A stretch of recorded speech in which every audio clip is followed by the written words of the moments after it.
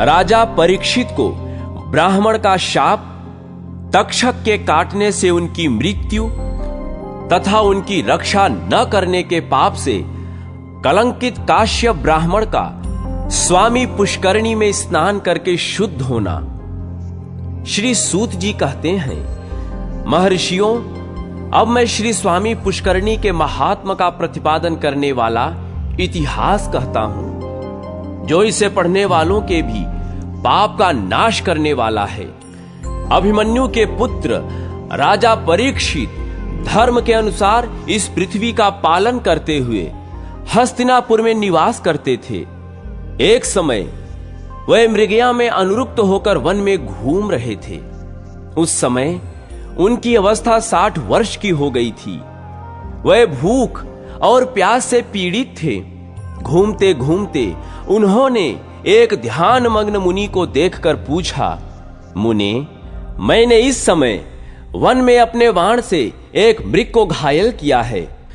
वह भय से कातर होकर भाग गया है। क्या आपने उसे कहीं देखा है? मुनि की समाधि लग गई थी। उन्होंने मौन रहने का व्रत भी ले लिया था। इसी कारण राजा को कुछ भी उत्तर नहीं दिया। तब राजा ने कुपित हो एक मरे हुए सांप को धनुष से उठाकर मुनि के कंधे पर रख दिया और अपने नगर की राह ली। मुनि के एक पुत्र था जिसका नाम श्रृंगी रखा गया था। श्रृंगी के कृष्ण नाम वाला कोई श्रेष्ठ द्विज मित्र था। उसने विवाद में अपने मित्र श्रृंगी से व्यंग पूर्वक कहा, सखे, तुम्हारे पिता इस समय मरा हुआ सांप कंधे पर ढो रहे हैं। तुम बहुत घमंड न दिखाया करो और मेरे आगे यह व्यर्थ क्रोध न किया करो। यह सुनकर श्रृंगी कुपित हो उठा और शाप देते हुए बोला, जिस मूढ़ बुद्धिमानों ने मेरे पिता के कंधे पर मरा हुआ सांप रखा है, वह 7वें दिन तक्षक नाग के काटने पर मृत्यु को प्राप्त होगा। इस प्रकार उस मुनि कुमार ने उत्तरानंदन परीक्षित को शाप दे दिया। उसके बाद शमीक मुनि ने जब यह सुना कि मेरे पुत्र ने राजा को शाप दे दिया, तब वे उससे बोले, अरे, समस्त लोगों की रक्षा करने वाले राजा को तूने क्यों शाप दे दिया? राजा के न रहने पर हम लोग संसार में सुखपूर्वक कैसे रह सकेंगे? क्रोध से पाप होता है और दया से सुख मिलता है। जो मनुष्य मन में हारे हुए क्रोध को क्षमा से शांत कर देता है, वह इहलोक और परलोक में भी अतिशय सुख का भागी होता है। क्षमा युक्त मनुष्य ही उत्तम श्रेय प्राप्त करते हैं। बेटे को इस प्रकार समझाकर शमीक ने दौरमुख नाम वाले अपने शिष्य से कहा, वत्स, दौरमुख, तुम जाकर राजा परीक्षित से मेरे पुत्र के दिए हुए शाप का वृत्तांत, जिसमें तक्षक नाग के डसने की बात है, बता दो। महामते, फिर शीघ्र मेरे पास लौट आना। शमीक के ऐसा कहने पर दौरमुख ने उत्तरा कुमार राजा परीक्षित के पास जाकर कहा, राजन, आपके द्वारा पिता के कंधे पर रखे हुए मृतक सर्प को देखकर शमीक के पुत्र श्रृंगी ऋषि ने रोष में आकर आपको यों शाप दिया है। आज से 7वें दिन अभिमन्यु पुत्र परीक्षित महानाग तक्षक के काटने पर उसकी विषाग्नि से जलकर भस्म हो जाएं। राजा से ऐसा कहकर दौरमुख शीघ्र लौट गया।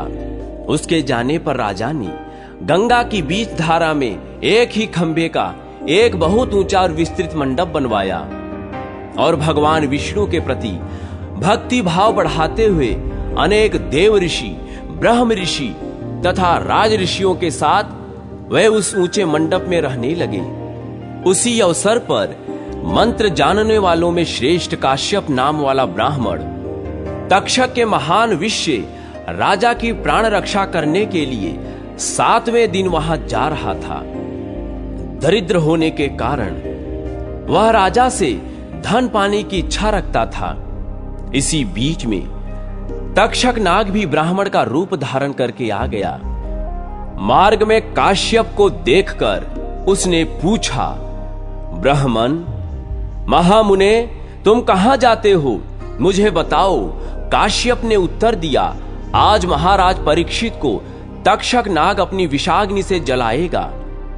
उसकी विषाग्नि को शांत करने के लिए मैं महाराज के समीप जाता हूं। तक्षक बोला, विप्रवर, मैं ही तक्षक हूं। मैं जिसे काट लूं उसकी चिकित्सा 100 वर्षों में भी 10,000 महामंत्रों से भी नहीं हो सकती। यदि तुम में मेरे काटे हुए को भी अपनी चिकित्सा द्वारा जिला देने की शक्ति है तो बहुत ऊंचे इस वृक्ष को मैं डसता हूं, तुम जिला दो। यों कहकर तक्षक ने उस वृक्ष को काट लिया। उसके डसते ही वह अत्यंत ऊंचा वृक्ष जलकर भस्म हो गया। उस वृक्ष पर पहले से ही कोई मनुष्य चढ़ा हुआ था, वह भी तक्षक के विष की ज्वालाओं से दग्ध हो गया। तब मंत्रज्ञों में श्रेष्ठ काश्यप ने अपनी मंत्र शक्ति से उस जले हुए वृक्ष को भी जिला दिया। उसके साथ ही वह मनुष्य भी जी उठा। यह देख तक्षक ने मंत्र कुशल काश्यप से कहा, ब्राह्मण, राजा तुम्हें जितना धन दे सकते हैं उससे दूना मैं देता हूं। इसे लेकर शीघ्र लौट जाओ।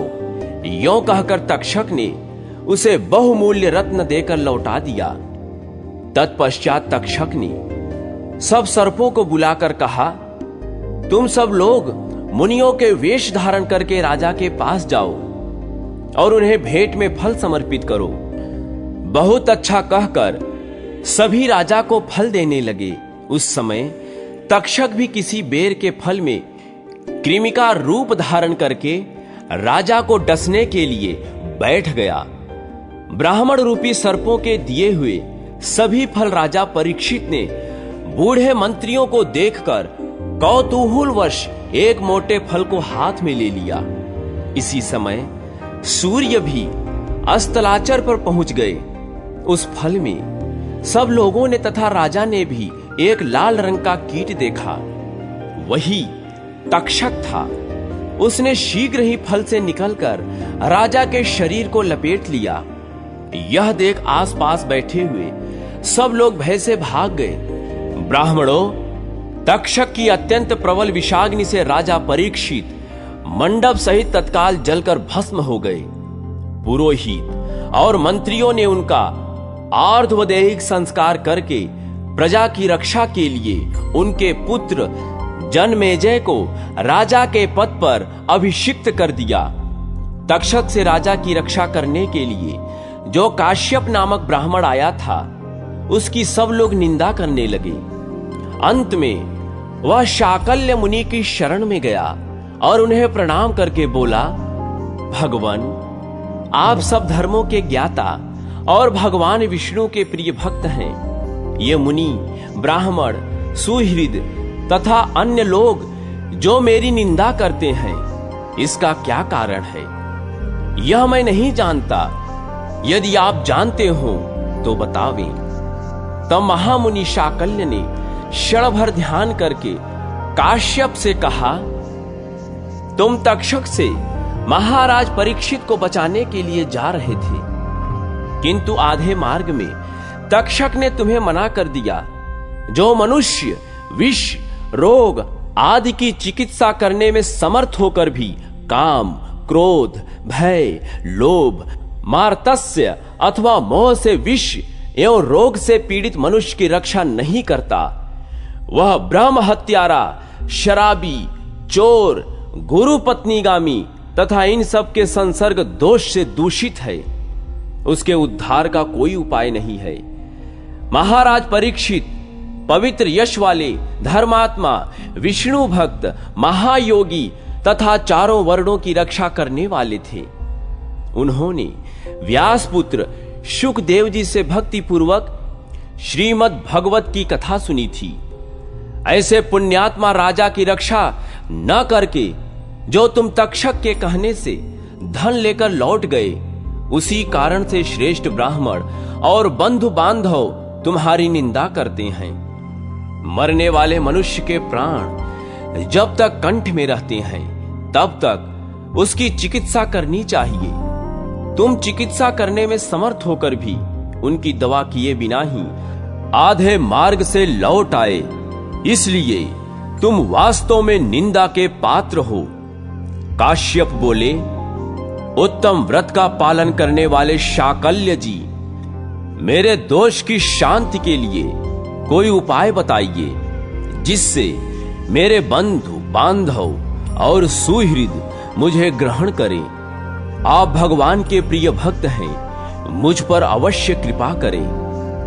तब मुनिवर शाकल्य ने क्षण भर ध्यान करके कृपा पूर्वक काश्यप से कहा, ब्राह्मण, इस पाप की शांति के लिए मैं तुम्हें एक उपाय बताता हूं। सुवर्णमुखरी नदी के तट पर भगवान लक्ष्मीपति की निवास भूमि है। उसका नाम वेंकटाचल है, जो सब लोगों में पूजित है। उसका दूसरा नाम शेषाचल भी है। वह परम पवित्र तथा देवताओं और दानवों से भी वंदित है। ब्रह्म हत्या, सुरापान तथा सुवर्ण की चोरी आदि बड़े बड़े पापों का नाश करने वाला है। उसी पर्वत पर स्वामी पुष्करणी है, जो सब पापों का निवारण करने वाली है। वह मंगलदायिनी पुष्करणी भगवान श्रीनिवास के स्थान से उत्तर दिशा में है। तुम वेंकटाचल पर जाकर कल्याणमयी स्वामी पुष्करणी में संकल्प पूर्वक स्नान करो। फिर पश्चिम तट पर बसे हुए वाराह स्वामी की सेवा करके भगवान के मुख्य मंदिर में जाओ। वहां भक्तों को अभय प्रदान करने वाले शंख चक्रधारी वनमाला विभूषित स्वर्णाचल निवासी भगवान श्रीनिवास का विधि पूर्वक दर्शन करके तुम सब पापों से मुक्त हो जाओगे। यह सुनकर मुनिवर काश्य ने देवदानव वंदित स्वामी पुष्करणी में नियम पूर्वक स्नान किया। इससे वह शुद्ध और स्वस्थ हो गए। फिर सब बंधु बांधवों ने उनका विधि पूर्वक पूजन करके कहा, आप निसंदेह हमारे पूज्य हैं। ब्राह्मणों, इस प्रकार मैंने आप लोगों से वेंकटाचल की महिमा का वर्णन किया है। जो मनुष्य भक्ति पूर्वक इसे सुनता है, वह विष्णु लोक में प्रतिष्ठित होता है।